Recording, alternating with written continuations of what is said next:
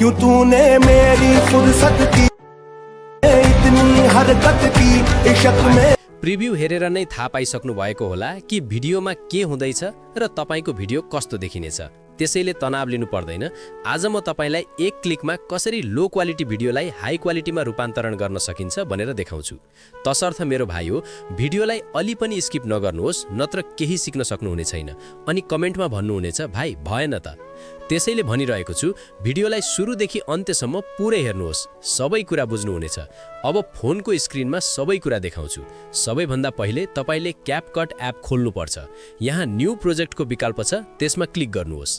Click गरेपछि जुन video सम्पादन गर्न चाहनुहुन्छ त्यो सेलेक्ट गरी यहाँबाट एड गर्नुहोस्।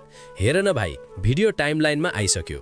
अब भिडियोको अन्त्यतिर जानुहोस्। यहाँबाट स्क्रोल गरेर अन्त्यमा जानुहोस् र तपाईलाई एउटा काले रङको एन्डिङ सेक्सन देखिनेछ। यसमा क्लिक गर्नुहोस् र तल डिलिटको विकल्प देखिनेछ। त्यसमा क्लिक गरेर यो सेक्सन मेटाइदिनुहोस्। मेटाएपछि भिडियोको सुरुवातमा फर्किनुहोस्। यहाँबाट अलि स्क्रोल गरी भिडियोमा क्लिक गर्नुहोस्। भिडियोमा क्लिक गरेपछि तल एडजस्टको विकल्प आउनेछ। भाइ, यो एडजस्ट सेक्सन हो, जे गरे पनि तपाईले यही गर्नुपर्छ। पहिले एडजस्टमा क्लिक गर्नुहोस्। यहाँ तल एडजस्ट देख्नु भएको छ, त्यसमा क्लिक गर्छौं। भाइ, यसलाई ध्यानपूर्वक फलो गर्नुहोस्।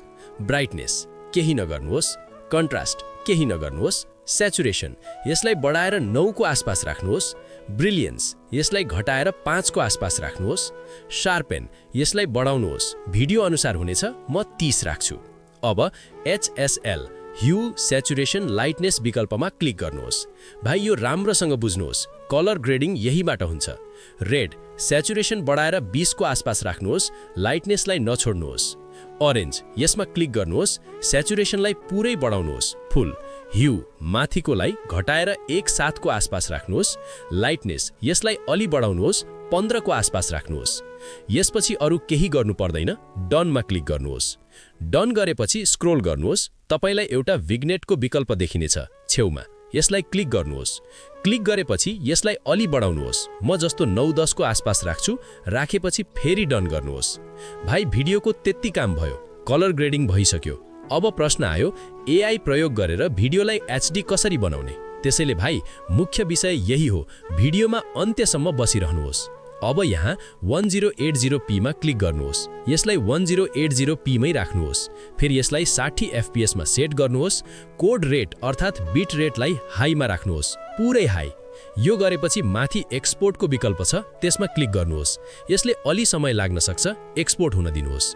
भाइ, अन्तिम चरण बताउँछु, जसले तपाईको भिडियो पूर्ण रूपमा इन्हान्स भएर हाई क्वालिटीमा जानेछ। यस्तो लाग्नेछ कि क्यामेराबाट नै रेकर्ड गरिएको हो। फरक हेर्नुहोस्। एआई प्रयोग गरेर एचडी बनाउनको लागि तपाईलाई एउटा एप चाहिन्छ, विङ। यसको लिंक मैले पहिले नै विवरण बाकसमा राखिसकेको छु, तपाई त्यहाँबाट डाउनलोड गर्न सक्नुहुन्छ। यसलाई खोल्नुहोस्। खोलेपछि धेरै विकल्प देखिनेछन्, तर कहीँ क्लिक नगर्नुहोस्। माथि अटो रिपेयरको विकल्प देखिनेछ, त्यसमा क्लिक गर्नुहोस्। क्लिक गरेपछि तल ट्राई नाउ आउनेछ, त्यसमा क्लिक गर्नुहोस्। अहिले क्यापकटबाट एक्सपोर्ट गरिएको भिडियोलाई यहाँ सेलेक्ट गर्नुहोस्। यसले भिडियोलाई अलि एनालाइज गर्नेछ। भाइ, भिडियोको गुणस्तर हेर्नुहोस्। एआईले क्वालिटी रिजोल्युसनलाई पुरै फुल गरिदिनुहोस्। सुपर रिजोल्युसनलाई 2K मा सेट गर्नुहोस्। डी नोइजलाई लो मा राख्नुहोस्, हाई होइन। फेरि अटोमा क्लिक गर्नुहोस्, अरु केही गर्नु पर्दैन।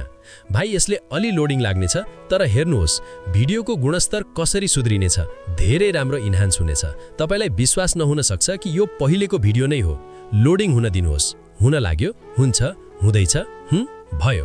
भाइ, गुणस्तर चेक गर्नुहोस्। रुक्नुहोस्, म देखाउँछु। प्ले गरेर हेरौँ। जुम गरेर हेर्छु। भाइ, कति राम्रो क्वालिटीमा एक्सपोर्ट भयो। हेर्नुहोस्, हेर त पहिलेको र अहिलेको फरक। आँखा वरिपरि हेर्नुहोस्, कति धेरै एचडी भयो। अब सेभ गर्न बताउँछु। माथिको कुनामा सेभ विकल्प देखिनेछ, त्यसमा 2-3 चोटि क्लिक गर्नुहोस्। यो ग्यालेरीमा सेभ हुनेछ। केही गर्नु पर्दैन, रुक्नुहोस्। ग्यालेरीबाट भिडियो देखाउँछु। हेर्नुहोस् भाइ, कस्तो बन्यो। जुम गरेर हेर्छु। भाइ, यो भिडियो हेर्नुहोस्।